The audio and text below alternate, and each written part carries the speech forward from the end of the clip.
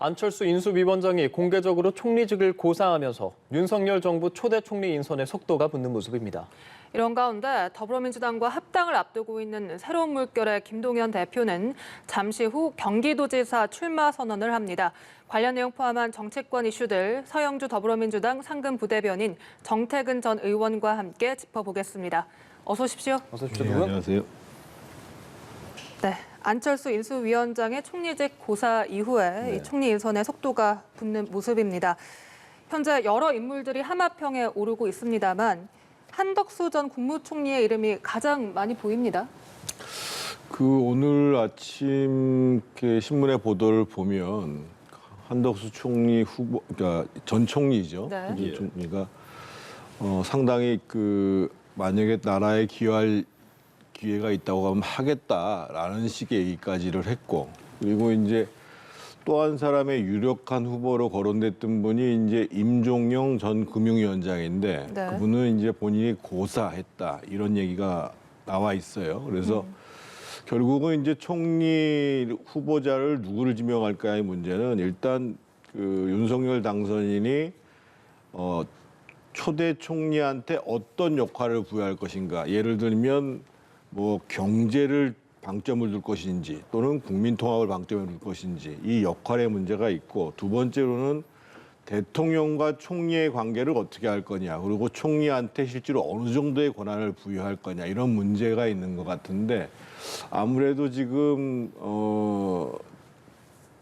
한국의 경제 상황이 여러 가지로 심각하거든요. 그러니까 물가라든지 금리라든지 환율 문제라든지 가계부채 문제라든지 이런 게 간단치가 않은 상황 속에서 뭔가 이제 경제에 주력해야 되는 것이 아닌가. 그리고 지난번에 대통령 당선이 워크숍에서 가장 중요한 문제는 경제 문제이고, 실제로 이제 실용주의적 관점 속에서 국민의 이익을 가지고 가장 주력하겠다 이런 얘기를 하는 걸 봐서는 뭔가 이제 한덕수 전 총리와 같이 경제에 대한 전문가이면서도 뭔가 실용적인 일을 할 수 있는 이런 부분들을 좀 주요하게 찾는 것이 아닌가라는 것이 지금까지의 분위기인 것 같은데, 또 모르죠. 다른 후보들은 또 어떻게 검토가 되고 있는지는요. 네.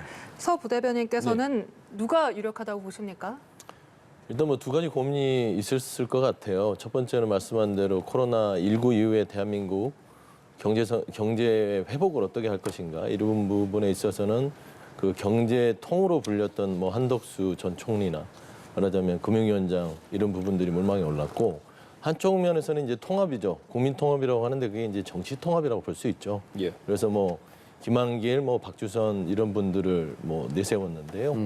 제가 뭐 줄곧 얘기해 왔는데 김한길, 박주선 그 인물로는 정치적 통합은 좀 어렵지 않겠냐. 그런 인물군이 통합의 상징으로는 좀 어렵고, 제가 봐서는 경제 상황이 지금 현재 녹록지 않습니다. 말씀하신 대로. 왜냐하면 코로나도 그렇고, 그다음에 이제 우크라이나의 사태 때문에 전체적으로 지금 기름값, 뭐 밀가루값 여러 가지가 지금 영향을 받거든요.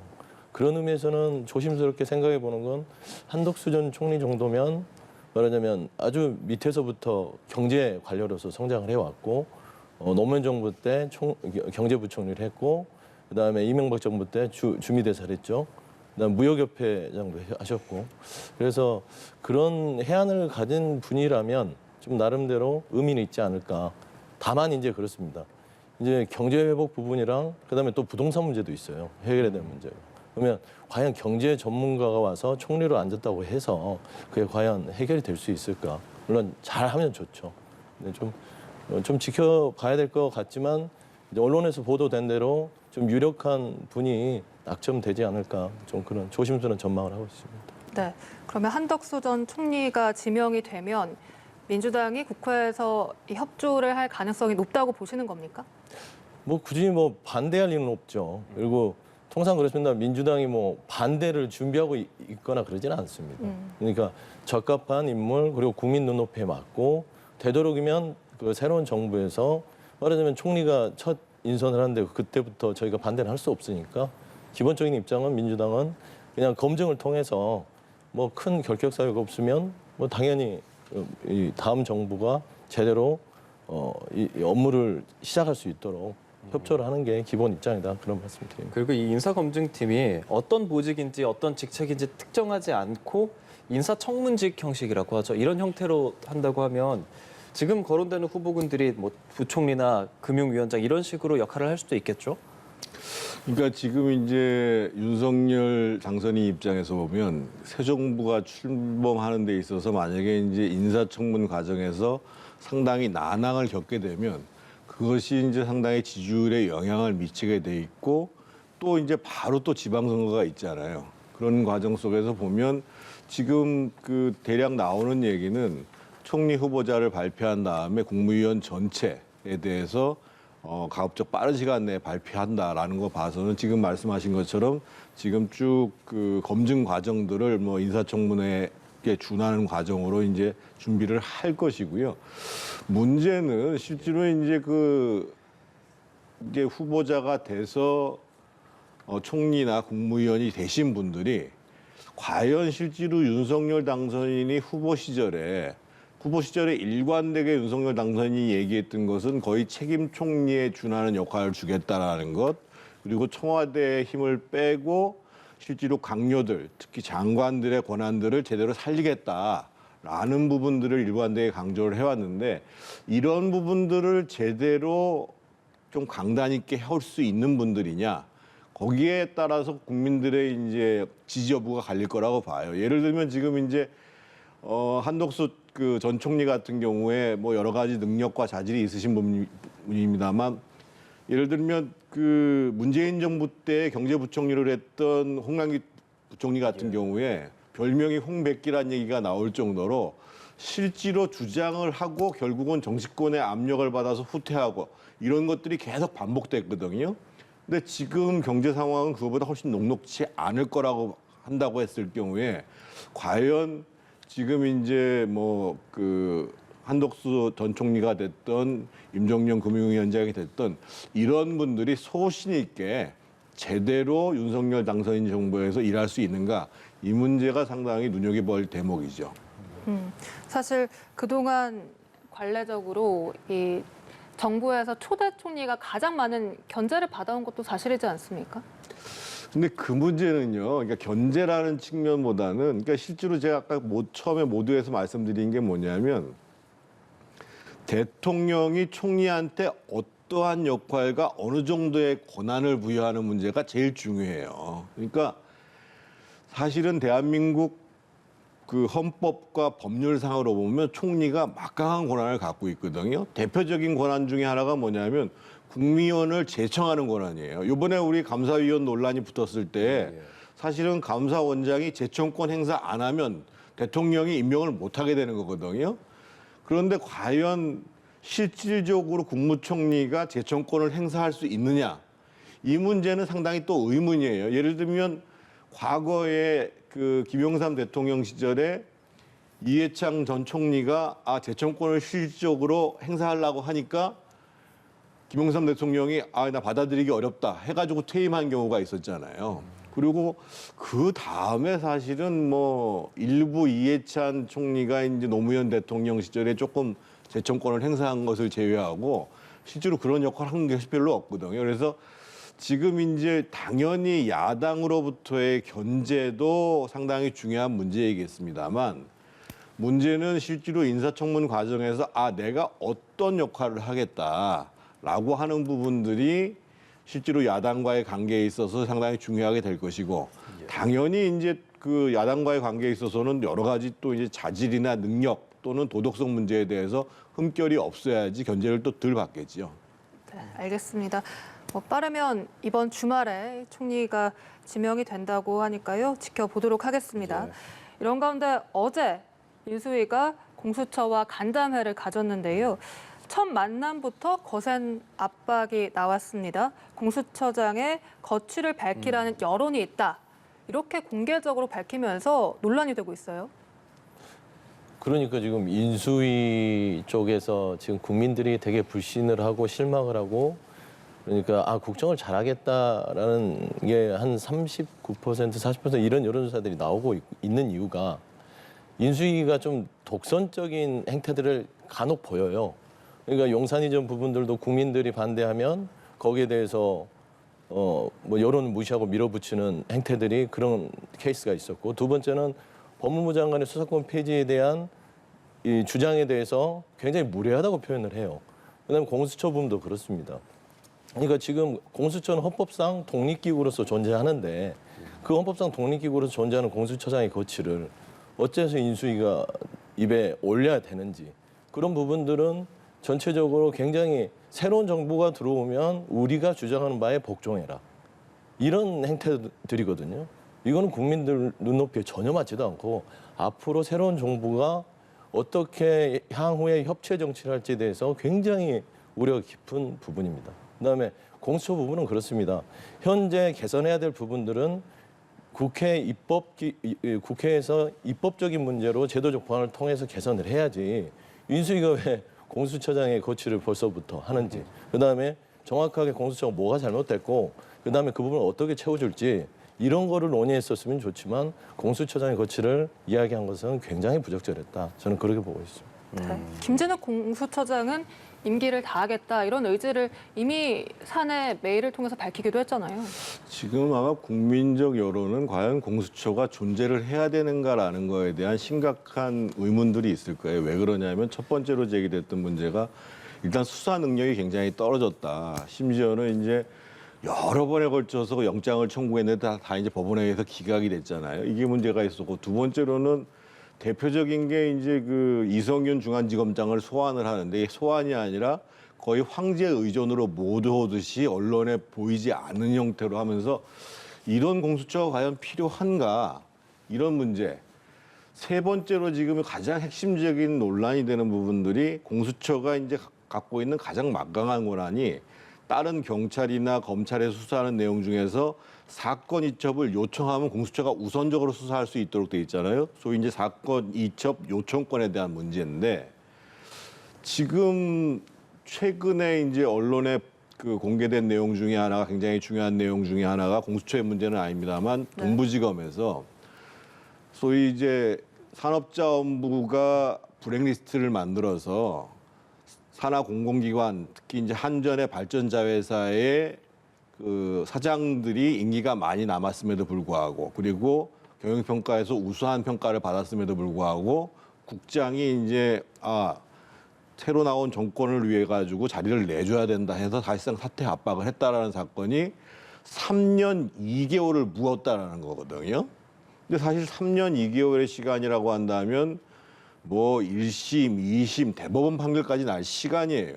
그런데 이제 수사도 안 했다가 지금 수사를 하는 상황이 벌어지고 있는 상황인데, 만약에 지금과 같은 공수처가 정말 객관적으로 의지를 갖고 수사를 하는 것이 아니라 이렇게 사건 이첩을 요구해서 쥐고 있는 상황 속에서 실질적인 수사를 안 하게 되면, 그러면 객관적인 진상뿐만 아니라 사건의 처벌이 안 이루어지게 되는 문제죠. 그래서 지금 이 문제는 제가 봤을 때 일단 김진욱 공수처장은 지난 과정, 어저께 보고를 한 거는 차장이 보고를 한 거거든요.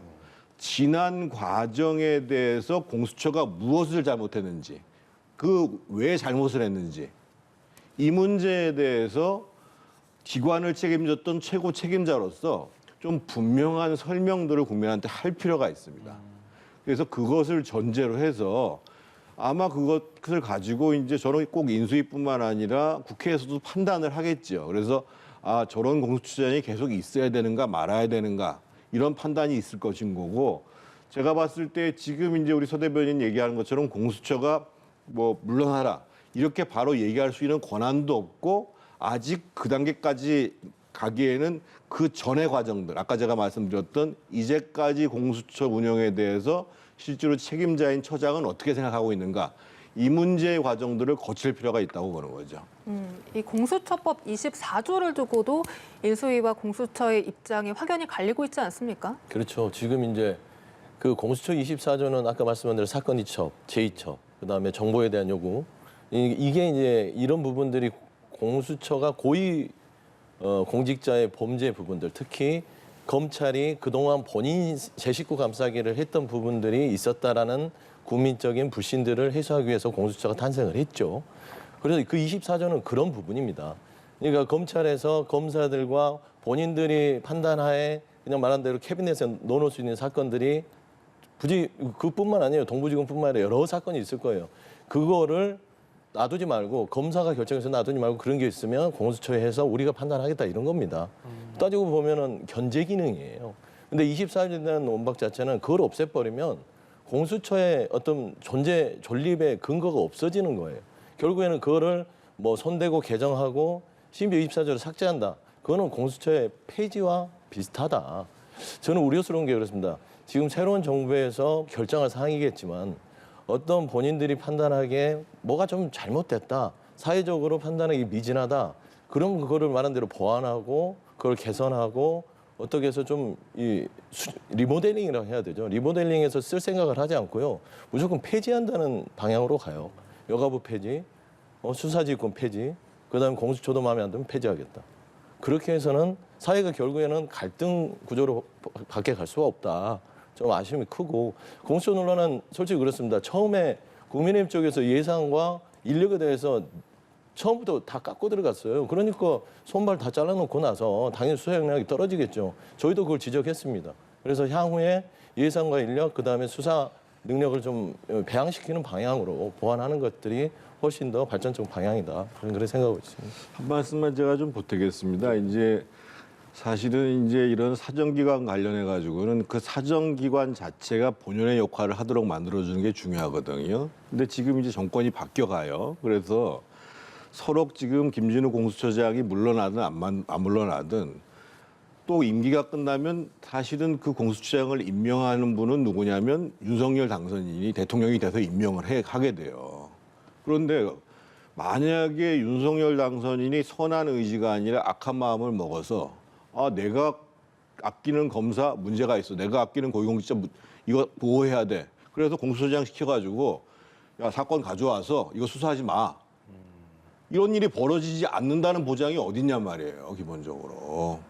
그러니까 저희는 이 사법적 시스템뿐만 아니라 정부의 시스템을 좋은 인선을 선한 의지를 가지고 하면은 별 문제가 없는 것이 아니라 그것이 아니라 기본적으로 시스템에 의해서 운영되는에도 불구하고 문제를 최소화시킬 수 있는 부분들이 가장 좋은 정부 운영인데 지금 이번 이 건과 같이 사건 이첩을 요청을 해가지고 뭉갤 수 있도록 만들 수 있는 여지를 만드는 것이 그 당시에는 당연히 검찰을 견제한다는 그 목적 때문에 이걸 만들어 놓은 거예요. 근데 과연 그것이 주구장창 영원히 올바르게 작동할 것인가의 문제는 별개의 문제라는 거예요. 오히려 기본적으로 검찰은 검찰대로 경찰은 경찰대로 이것이 제대로 잘 돌아갈 수 있도록 만드는 이런 관점들을 만드는 것이 중요하고 한 말씀만 제가 더 보태면 심지어는 최근에 지금 민주당 내에서 소위 검수완박에 해당하는 이 검찰의 수사권, 주요 수사권들도 다 박탈한다고 얘기를 하잖아요. 그러면 뭐를 만들어야 돼요? 특별수사청 만들 거 아닙니까? 특별수사청 그 청장 누가 임명하겠어요? 대통령이 임명할 거 아니겠어요? 그럼 더 큰 문제가 발생할 수 있는 거예요. 그래서 저는 자꾸만 이제 그거를 민주당에서 개혁이라는 이름으로 얘기를 하는데 오히려 그렇게 하지 마시고 지금 시스템을 정상화시킨다. 이런 관점에서 좀 찬찬히 들어봤으면 좋지 않겠는가 이런 생각을 가지고 그러니까 봅니다. 저도 그런 말씀이 똑같은 말씀입니다. 시스템을 개선하고 정비해라 그거지 공수처를 없애는 게 능사가 아니다. 그리고 이제 말씀하신 대로 그렇습니다. 공수처가 가정이잖아요. 뭐 만에 하나 뭐 이런 사건들을 뭐 말하자면 눌러서 이렇게 숨겨놓는다. 그거는 매우 짧은 가정이고. 근데 공수처가 존재함으로써 검찰이 그렇게 할 수 있는 부분들을 막을 수 있습니다. 검찰의 그동안의 무소불위의 권력을 휘둘렀던 거는 국민적 여론에서 역사적으로도 판단이 돼 있고 모든 국민들이 그거는 여론적으로도 검찰 개혁이 필요하다고 해서 진행됐던 부분이다. 그래서 이 논박의 부분은 공수처를 폐지하냐 마냐로 또 가게 되면 정말로 이게 향후에 새로운 정부에서 뜨거운 내관이 될 수 있다. 그런 점에서 좀 새로운 정부가 좀 현명한 판단을 해야 될 부분이 있다라고 좀 생각합니다. 예. 이 인수위와 공수처 간의 간담회 관련한 이야기 나눠봤고요. 그리고 일본의 교과서 왜곡 문제가 또 불거졌습니다. 윤석열 당선인 측이 개별적 외교 사안이라며 좀 언급을 피하는 듯한 모습이에요. 좀 부정적인 의견을 목소리를 내시는 분들이 지금 계시죠? 국민적 여론도 좀 가부뚱하죠. 왜냐하면 윤석열 당선자가 후보 시절에 이런 얘기를 했죠. 한일 관계 자신 있다. 그러니까 뭐 한일 관계 자신 있다는 건 무슨 말이냐면 할 말은 하고 또 협조할 건 협조하겠다 그런 뜻이거든요. 근데 지금 한일 관계에서 최근에 일본 교과서의 변경 내용을 보면은 거의 저희 대한민국에 대한 한국에 대한 일본의 인식 자체가 저는 솔직히 모멸감을 느꼈어요. 아직도 독도는 자기네 땅이라고 하는 부분들을 명시시키고 그다음에 종군 위안부 문제를 위안부로 어떤 본인들의 책임성을 없애버리면서 여러 가지 내용들이 그동안 본인이 한일 관계에 있어서 반성을 해왔던 부분들을 부정하는 그런 국정교과서 개정이 이루어지고 있습니다. 이럴 때는 뭐 이걸 뭐 어떻게 욕을 하겠습니까? 하지만 강력하게 항의를 해야죠. 근데 최근에 윤석열 당선인 인수위 쪽에서는 그냥 통상적인 범위 내에서의 입장만 발표를 한 거예요. 그렇게 해서는 안 된다. 왜 그러냐면 윤석열 당선인 후보 시절에 한번 논란이 있었잖아요. 유사시에는 대한민국의 자위대를 들어오게 할 수도 있다. 이런 부분들은요. 우리 대한민국 국민들은 북한과의 관계도 있지만 한일이라는 그 식민지 시대의 이런 역사에 대한 분노가 계속 있습니다. 그건 정말 지혜롭고 풀어야 될 부분이고 저는 좀 민주당에서는 좀 이 윤석열 당선인 인수위 측의 입장이 매우 실망스럽다. 국민들께서도 그렇게 좀 보고 있을 거니까 좀 명확한 입장을 좀 밝혀줬으면 좋겠습니다. 네. 그렇습니다. 그 일본 측의 교과서 왜곡, 뭐 종군 위안부 내용 삭제하고 이런 거 잘못됐죠. 일본이 잘못하는 측면이 있고 그러함에도 불구하고 한일 관계를 어떻게 가져갈 것인가. 그러니까 지금 사실은 문재인 정부 들어서 최악의 한일 관계가 됐는데 그러니까 민주당 입장에서 보면 과거에 왜 김대중 대통령이 오부치 선언과 같은 한일 관계를 역사적으로 전환시킨다고 하는 노력이 있었던가라는 문제에 대해서 저는 꼭 고민을 해봤으면 좋겠고요. 아마 이제 윤석열 당선인과 새 정부가 출범을 하게 되면 이 문제에 대해서 종합적인 입장들을 얘기를 할 겁니다. 당장 아마 이제 5월 10일 날 취임을 하게 되면 바로 현안에 걸려 있는 문제가 미국의 조 바이든 대통령이 쿼드 정상회담 때문에 이제 그 아시아를 방문할 때 지금 한국을 방문한다는 문제가 지금 현안으로 걸려 있거든요. 이 쿼드 플러스의 문제가 있을 거고. 그래서 이제 저는 할 얘기는 분명히 하지만 새 정부는 이전의 문재인 정부와는 다르게 어떻게 하면 한일 관계를 생산적으로 전환시킬 것인가 라는 문제를 고민 안 할 수가 없고 그래서 이렇게 이제 국내 정치와 관련돼서 논란이 되어짐에도 불구하고 한일 관계의 전환 문제에 대해서 지금과 같은 상태를 좀 벗어날 수 있는 이런 노력을 하는 것은 굉장히 중요한 문제라고 보여집니다. 네, 알겠습니다. 그리고 새로운 물결의 김동연 대표가 국회에서 경기도지사 출마 선언을 조금 전 했습니다. 예. 경기도에서 반드시 승리하겠다 하면서 이기는 선거를 하겠다 이렇게 출마 포부를 밝혔는데 경기도지사 출마 선언을 했나요? 예상하셨습니까? 예, 아까 뭐 미리 엠버거로 보도자료 뿌렸더라고요. 그래서 봤고요. 예상은 어느 정도 했습니다. 지금 현재 이제 통상 그렇습니다. 이제 대선에서 이제 패배를 한 측에서는 그 다음 이제 지방선거에서 인물 기근을 겪기 마련입니다. 예전에 2017년도에 서울시장을 보면은 그 국민의힘이었나요? 자유한국당이었나요? 당시에도 뭐 김문수 후보 이런 식으로 이제 출마를 한 적이 있었던 걸로 기억을 하는데 후보 기근의 문제를 넘어서서 지금 현재는 이제 민주당이 처한 지방선거의 숙제는 국민들께서 이번에 대선에서 0.7이라는 더 아픈 회초리를 때렸기 때문에 지방선거에서 어떤 인물을 통해서 그 아픈 회초리에 부응하는 혁신과 쇄신을 할 수 있는 인물을 낼 것인가 이런 부분에서 고민을 많이 했고 그런 의미에서 이제 새로운 물결이라는 제3지대 정치 혁신에 대해서 주장하셨죠. 정치 혁신을 했던 인물로서 김동연 전 대표 지금 대표죠. 새로운 물결 대표가 아마 출사표를 던지신 것 같고요. 결국에 뭐 저게 경선을 해야 됩니다.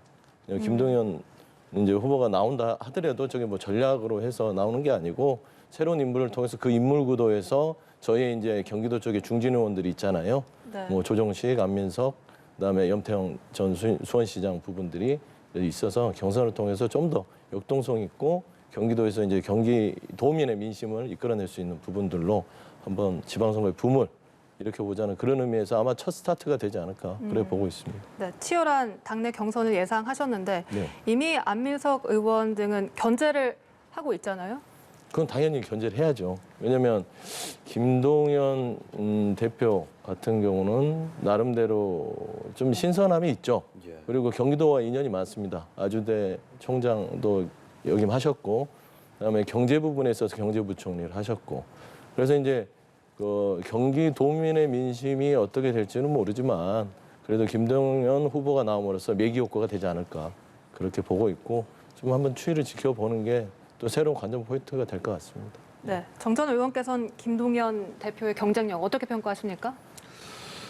경기도라는 데가요. 과거에는 사실은 국민의힘이 상당히 강세 지역이었어요. 그래가지고 손학규 지사부터 시작해서 김문수, 남경필 여기까지. 그런데 이제 이재명 지사가 당선된 다음에 지난번 대선 때에도 경기도에서는 민주당이 많이 이겼습니다. 그래서 사실은 국민의 입장에서 보면 어려운 선거고 이 민주당 입장에서 보면 패배를 만회할 수 있는 대선의 패배를 만회할 수 있는 선거인데 현실적으로 지금 그 기존의 도지사 출마 의사를 표현하신 조정식 의원이나 안민석 의원이나 염태영 전 수원시장이나 다 만만치 않은 분들이에요. 결국은 김동연 새로운 물결 전 대표가 경선을 돌파를 하려면 누군가의 도움을, 누군가라는 게 사실은 이재명 그 전 후보겠죠. 이재명 지금은 고문이고요. 이재명 고문의 도움이 있지 않는 이상은 이 예선을 넘어설 수 있는가라는 문제에 대해서는 상당히 제가 보기에는 쉽지 않은 상황이에요. 그래서 결국은 지금 민주당 내의 분위기가 뭔가 이재명 고문의 의사가 표현되고 그것을 받아서 김동연 전 대표가 출마를 하는 것이다.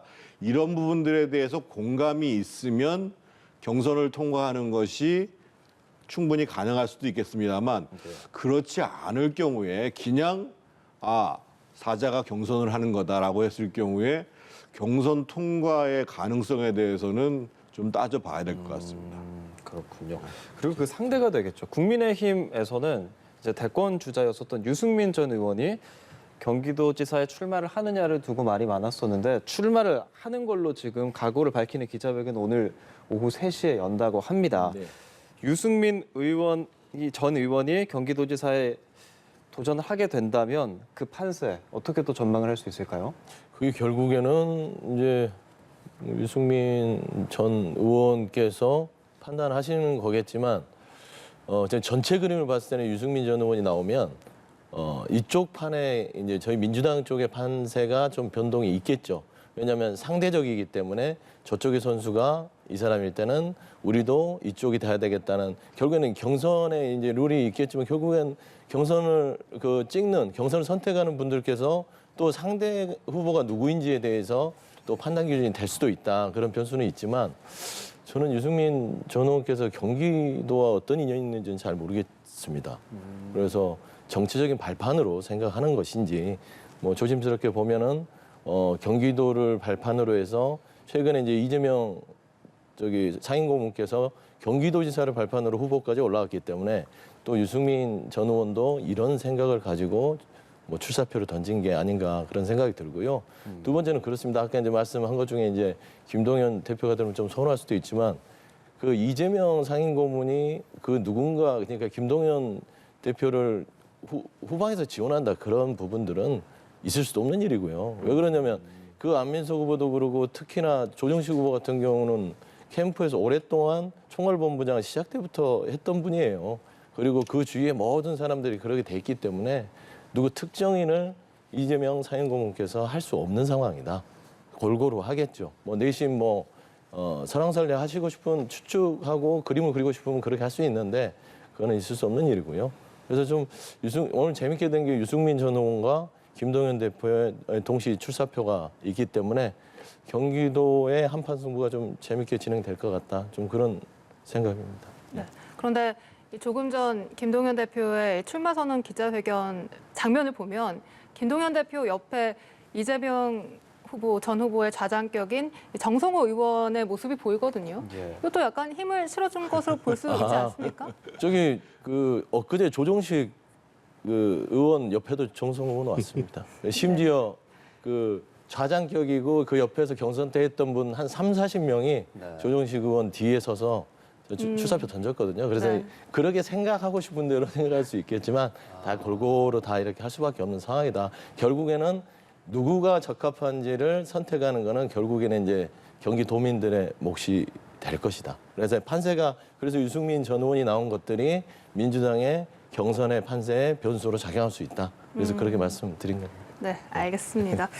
이 유승민 전 의원과 김동연 대표 이렇게 오늘 나란히 경기도지사 출마 선언을 하게 되는데 그러면 유승민 전 의원의 경우에서는 일각에서는 이미 은퇴 쪽으로 마음이 기울었다 이런 분석도 있었거든요. 어제 제가 오후에 한 4시까지 들을 때만 해도 아직 결정 못했다라고 얘기를 사실 들었고 그만큼 숙고를 많이 했다고 보여지거든요. 그러니까 지금 국민의힘 입장에서 보면 유승민 전 대표가 결심을 해준다고 한다면 3시에 기자회견을 한다는데 상당히 다행스러운 일이죠. 왜 그러냐면 사실은 서울시장 선거는 별로 걱정을 하지 않습니다. 이번 선거에서 대통령 선거에서는 불과 이제 한 5%뿐이 못 이겼지만 오세훈 시장이 지난번 보궐선거에서 무려 18%를 이겼거든요. 서울에서 90만 표 이상을 이겼습니다. 그래서 뭐 민주당에 누가 나와도 또 그동안의 시정을 또 잘해왔고 그래서 걱정을 안 하는데 경기도는 아까 제가 말씀드렸던 것처럼 과거와는 다르게 상황이 또 어려워진 측면이 있고 물론 이제 뭐 김은혜 의원도 있고 심재철 의원도 있고 여러분들이 계십니다만 국민의힘 입장에서 보면 정말 지명도로 봤을 때에 유승민, 안철수, 원희룡 정도가 경기도지사에 걸맞는 지명도를 갖고 있다고 그러는데 처음부터 안철수 후보 같은 경우에는 인수위원장 하니까 이제 제안이 됐었고 예. 지금 이제 원희룡 전 지사도 인수에 지금 가 있는 상황이란 네. 말이에요. 그렇다고 본다면 이 유승민 의원이 갖고 있는 강점은 뭐냐면 첫 번째 보수 정치인임에도 불구하고 상당히 개혁적인 이미지를 갖고 있어요. 그런데 경기도가 사실 그동안 수도권의 젊은 층들이 많이 유입이 됐잖아요. 그래서 민주당의 강세 지역으로 나타나기도 하고 그런 점에 있어서도 강점이 하나 있고 또 한 가지는 지금 이제 특히 경제 문제에 있어서 상당히 전문적 능력들을 갖고 있다라고 평가를 받고 있어요. 그래서 보수 정당임에도 불구하고 한편에 있어서 개혁적인 이미지, 한편에 있어서 경제 전문가로서의 이 이미지 이런 부분들이 이제 상당히 강점을 가져올 수 있기 때문에 실제로 이제 당의 이제 공천관리위원회에서 전략 공천을 할지 경선을 할지는 알 수 없습니다만 제가 봤을 때는 지금 국민의힘에서 택할 수 있는 가장 유력한 대안이다라는 점에 있어서는 분명한 것 같습니다. 네, 이 6일 지방선거가 2달 앞으로 다가오긴 다가왔네요. 그런가 하면 민주당 서울시장 인물난 속에 이 송영길 전 대표의 차출론이 제기됐는데 당내 반발의 목소리가 나오고 있습니다. 이런 가운데 송영길 전 대표 대선 패배 후 첫 공식 석상에 등장해서 관련 입장을 전했습니다. 양측의 입장 들어보고 대담 이어가겠습니다. 우선은 대선에서 졌잖아요. 그래서 지도부가 사퇴를 한 거 아닙니까? 그렇죠. 그런데 바로 출마를 한다. 이것에 대해서 패배한 정당에 대한 국민들의 기준, 예. 눈높이에 이건 맞지 않는다. 두 번째로 송영길 대표는 다음 총선 불출마를 이번 대선 과정에서 했잖아요. 마치 의원들이 권고하고 예. 당에서 차출하는 것처럼 그렇게 얘기를 하는데 이것은 차출이 아니고 사실상 자출입니다. 텔레비도 보지 않고 마음 아파하시는 많은 국민들, 우리 지지자들, 당원들에 대해서 제 개인이 아니라 우리 당이 성실하게 응답해야 된다 이런 생각을 가지고 있습니다. 그런 고민을 해보겠습니다. 네. 앞서 정 전 의원은 서울시장 별로 걱정하지 않는다고 말씀을 해주셨는데 민주당 내에서 참 많은 목소리가 지금 있는 상황이죠. 그렇죠.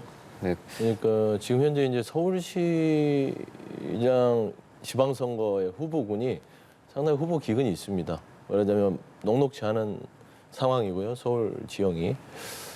그러다 보니까 이제 고민을 당에서는 할 수밖에 없고 시간은 얼마 없고 그리고 이제 근데 저는 그렇습니다. 당내에서 저렇게 지금 송영길 전 대표에 대해서 뭐 반대도 있고 찾아가기도 하고 뭐 나와달라 하는데 정작 송영길 전 대표는 서울시장 부분에 대해서 생각한 적이 없습니다. 그러니까 본인은 그런 의사도 없고 내심 제가 알기로는 늘 고사하고 뒤에 물러서서 좀 쉬고 싶겠죠. 안 그러겠습니까? 대선을 책임지고 물러난 지도부가 다시 지방선거를 뛴다는 건 심리적으로도 지쳐 있고 뭐 육체적으로도 힘들죠. 근데 이제 이걸 가지고 이제 워낙 인물이 없다 보니까 예. 윤호중 비대위원장도 이런 말씀을 했죠. 이 가용 인원들을 활용해야 되는데 중진 의원들을 대상으로 해서 그래도 좀 인지도가 있고 그런 분들을 대상으로 한번 경쟁력 평가를 해보겠다는 거예요. 그래서 뭐 여론조사를 돌리든 경쟁력이 높게 나온다. 그랬을 때는 당을 위해서 좀 헌신해달라. 이런 부분이고 지금 만약에 이게 어쩔 수 없는 상황에서 비대위원장이나 당에서 좀 나와달라고 하면 그러면 또 송 전 대표나 아니면 다른 분들, 다른 인물들, 중진들이 나는 못해요 이렇게 할 수는 없는 상황입니다 지금. 그래서 저는 송 전 대표에 대한 부분들이 오해 소지가 있는 부분들은 혹여 뭐 송 전 대표가 본인의 어떤 욕심으로 서울시장 출마를 하겠다 예. 이렇게 비춰지는 것들이 여기는 최재성 전 의원이 저렇게 이렇게 비토를 하는 부분들이 그런 거예요. 저는 그렇게 보고 최재성 전 의원님도 보통 옮기신 게 아니죠. 남양주 의원 하셨다가 그만두고 송파도 가셨다가 여러 군데를 이렇게 하셨던 거예요.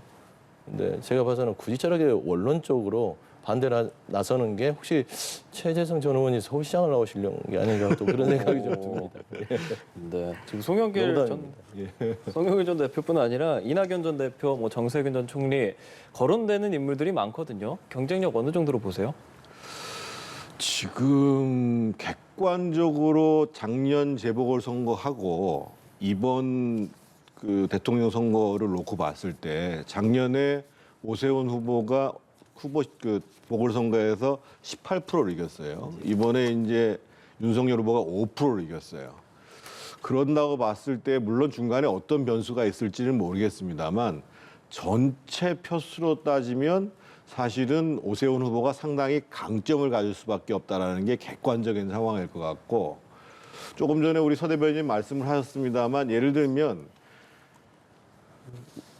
송영길 전 대표 입장에서 보면 내가 이것을 꼭 감당해야 하나라는 생각을 안 할 수가 없을 거예요. 그래서 오히려 이제 그 우상호 전 원내대표가 얘기하는 건 좀 걱정스러워서 우려를 가지고 얘기를 하는 거고 아마 이제 최재성 그 의원 같은 경우는 좀 비판적인 문제 제기를 하는 건데 근데 현실적으로 이번에 대선 선거에 있어서 5%를 그 윤석열 후보가 앞섰지만 전체 구청으로 따지면 절반 가까이는 또 민주당이 앞섰습니다, 득표.